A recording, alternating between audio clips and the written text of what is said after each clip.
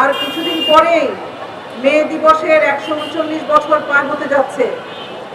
আপনারা জানেন, শত বছর আগে শ্রমিকরা তাদের শ্রম ঘন্টা, মজুরি এবং তাদের কাজের নিশ্চয়তা নিয়ে আন্দোলন করেছিল। সেই আন্দোলনের ধারাবাহিকতায় আমরা এখন পর্যন্ত মে দিবস পালন করি। কিন্তু আমরা যদি দেখি আমাদের দেশের শ্রমিকরা এই শত বছরেও তাদের জীবনের কি অবস্থা, ইতিমধ্যে আপনারা শিক্ষক মহামির্জা সহ শ্রমিক নেতাদের কাছ থেকে সেই কথা শুনেছেন। আমাদের দেশের শ্রমিকদেরকে আমাদের রাষ্ট্রপতিরা, আমাদের যারা এই দেশ পরিচালনা করে, যারা মালিক শ্রেণী রয়েছে, তারা আমাদের শ্রমজীবী মানুষকে মানুষ মনে করে না। তারা এই শ্রমজীবী মানুষকে দিয়ে তাদের প্রতিদিন সুন্দর করে, প্রতিদিনের স্বস্তি তৈরি করে, আরাম তৈরি করে, অথচ এই শ্রমিকদেরকে তাদের যে ন্যায্য পাওনা, সেই পাওনাটুকু দিতে তাদের নাভিশ্বাস উঠে যায়। তারা নানানভাবে টালবাহানা করে। এই ঘটনা আমরা আজকে দেখছি না, গত 17 বছর ধরে যে ফ্যাসিবাদী রাষ্ট্র ছিল, সেখানে সবচেয়ে বেশি নিপীড়ন, নির্যাতনের শিকার হয়েছে আমাদের শ্রমিক ভাই বোনেরা। আপনারা ইতিমধ্যেই শুনেছেন, দৈনিক ভিত্তিক মজুরি শ্রমিকরা কিভাবে তাদের মজুরি থেকে শুরু করে, তাদের সংগঠন করার অধিকার থেকে শুরু করে, তাদের যে সুযোগ সুবিধা, ছুটি, ভাতা, সমস্ত কিছুতে কিভাবে বঞ্চিত হচ্ছে। আমাদের একজন বন্ধু বলেছেন, আউটসোর্সিং এর শ্রমিকরা দাসের মতো। কিন্তু আমি প্রশ্ন করতে চাই, আমাদের দৈনিক ভিত্তিক মজুরি শ্রমিকরা, তাদের অবস্থাটা কি? তারাও যে জীবন যাপন করে, সেটা কি কোনো নাগরিকের জীবন যাপন? সংগ্রামী বন্ধুরা, আমরা যখন কথা বলছি, আজকে আপনারা আমাকে এখানে আলোচক হিসেবে বক্তব্য রাখার জন্য ডেকেছেন। আপনাদের এই আন্দোলনের সাথে আমি সংহতি জানাই এবং আমরা যখন এখানে দাঁড়িয়েছি, এই বাংলাদেশ গত 17 বছর আগে যে বাংলাদেশ ছিল, সেই বাংলাদেশ আমরা মনে করি না। গণ অভ্যুত্থানের মধ্য দিয়ে আমরা একটা নতুন বাংলাদেশের স্বপ্ন দেখেছি, যেই বাংলাদেশে আমাদের দৈনিক ভিত্তিক মজুরি শ্রমিক সহ সকল শ্রমিকরা নাগরিক হিসাবে, মানুষ হিসাবে তারা মর্যাদা পাবে। গণ অভ্যুত্থানে হাজারো মানুষ প্রাণ দিয়েছে, তার মধ্যে অধিকাংশই ছিল শ্রমজীবী মানুষ। আজকে সেই শ্রমজীবী মানুষের লাশের উপরে, তাদের রক্তের উপরে, তাদের যে ঋণ, সেই ঋণের উপরে দাঁড়িয়ে নির্বাচন হয়েছে, নতুন সরকার হয়েছে।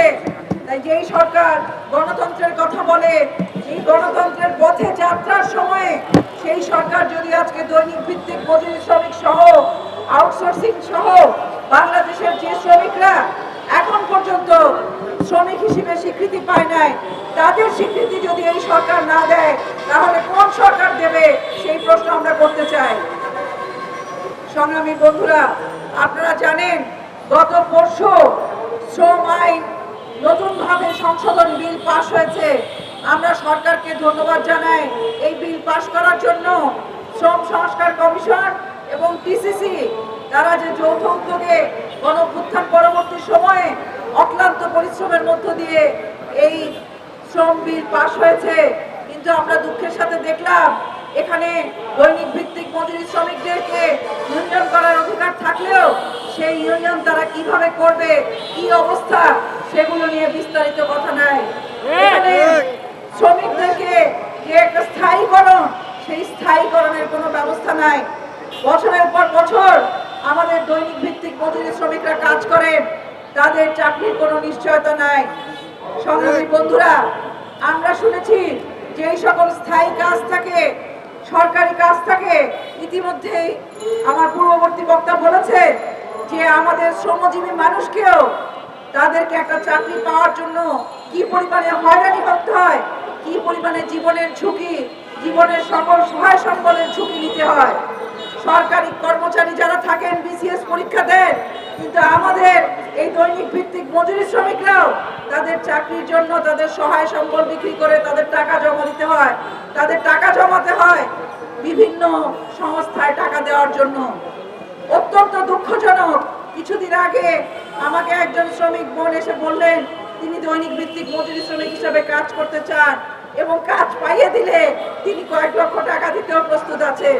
কি দুঃখজনক বিষয় যে এইরকম চর্চা গত ফ্যাসিবাদী সময় আমরা দেখেছি যে বিভিন্ন প্রতিষ্ঠানে এইভাবে ঘুষ এবং তদবির বাণিজ্যের মধ্য দিয়ে আমাদের এমনকি দৈনিক ভিত্তিক মজুরি শ্রমিক যাদের কাজের স্বীকৃতি দেয় তারাও আজকে এই টাকা দিয়ে তাদের চাকরি পাওয়ার জন্য তাদেরকে চেষ্টা করতে হয়।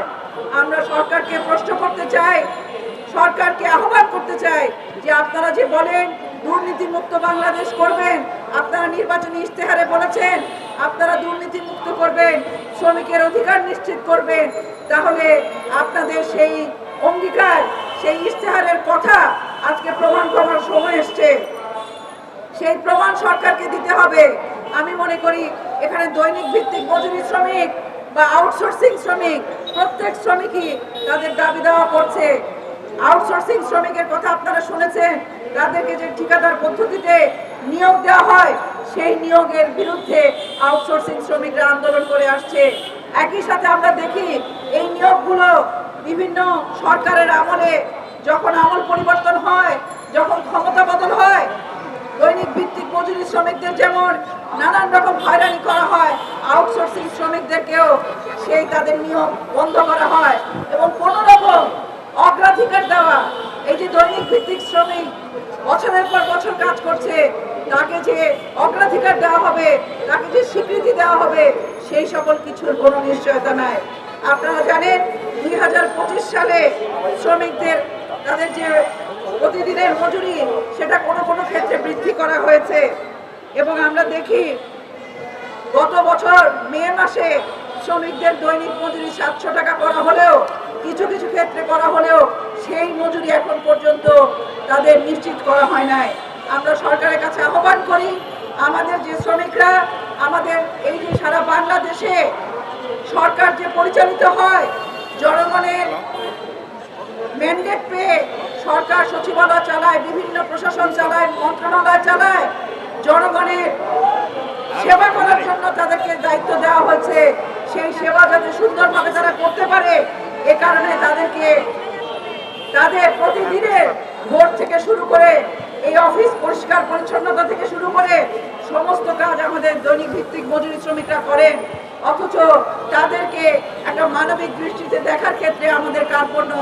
আমরা আশা করি বর্তমানে যে সরকার জনগণের ভোটে নির্বাচিত হয়েছে, জনগণের সেই ম্যান্ডেটের মূল্য মর্যাদা সরকার দেবেন এবং এই আমাদের আজকে দৈনিক ভিত্তিক কর্মচারীরা, মজুরি শ্রমিকরা যে দাবি তুলেছেন সেই দাবি বিবেচনায় নিয়ে তাদের কাজের নিশ্চয়তা দিতে হবে, তাদের যে ছুটি সেই ছুটির নিশ্চয়তা দিতে হবে। একই সাথে আমরা শুনছি বিভিন্ন জায়গায় তারা 30 দিন কাজ করে, কোথাও 22 দিন, কোথাও 26 দিন তারা বেতন পায়। এটা কি ধরনের নিয়ম? শ্রমিকের যে সংজ্ঞা, আমাদের যে মৌলিক অধিকার, সেসব জায়গায় স্পষ্ট করে বলা আছে ছুটি হচ্ছে আমাদের মৌলিক অধিকার। আমাদের শ্রমিকরা কাজ করবে কিন্তু তাদের কোনো ছুটি থাকবে না। এইটা কোন ধরনের নিয়ম, কোন ধরনের নীতি? এটা আমরা সরকারকে প্রশ্ন করতে চাই। একই সাথে আমাদের দৈনিক ভিত্তিক মজুরি শ্রমিক কর্মচারীরা যে দাবি আজকে এখানে দিয়েছেন, 6 দফা দাবি, এই 6 দফা দাবির ভিত্তিতে সরকারকে আমরা আহ্বান করি অবিলম্বে অর্থ মন্ত্রণালয় সহ সংশ্লিষ্ট মন্ত্রণালয়গুলোর দিকে আমরা দৃষ্টি আকর্ষণ করি, তারা যাতে এই শ্রমিকদের যে দাবি 6 দফা দাবি, সেই দাবি বাস্তবায়নের ক্ষেত্রে যথাযথ উদ্যোগ গ্রহণ করেন। হয়তো আমাদের এই লড়াই চালিয়ে যেতে হবে, কিন্তু আমরা আশা করি শ্রমিকরা যাতে এমন কোনো লড়াই করতে না হয় যেই লড়াই তাদেরকে বারবার মাঠে টেনে নিয়ে আসে, বরং তারা যাতে কাজে ফেরত যেতে পারে এবং তাদের যে কাজের নিশ্চয়তা সেটা যাতে সরকার নিশ্চিত করতে পারে, সেই দাবি আমরা জানাই।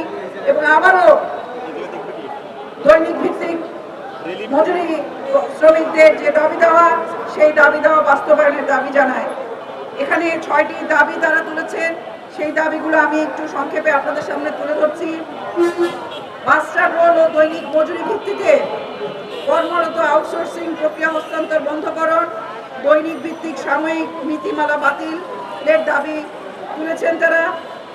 2 নম্বর দাবি তুলেছেন 30,000 টাকা ন্যূনতম মজুরি নির্ধারণের জন্য এবং ইনক্রিমেন্ট বৃদ্ধি করার জন্য 10%। 3 নম্বর দাবিতে ওনারা উৎসব ভাতা, বৈশাখী ভাতা, অধিকার ভাতা, চিকিৎসা ভাতা সহ বাড়ি ভাড়া, শিক্ষা, অন্যান্য ভাতার কথা বলেছেন।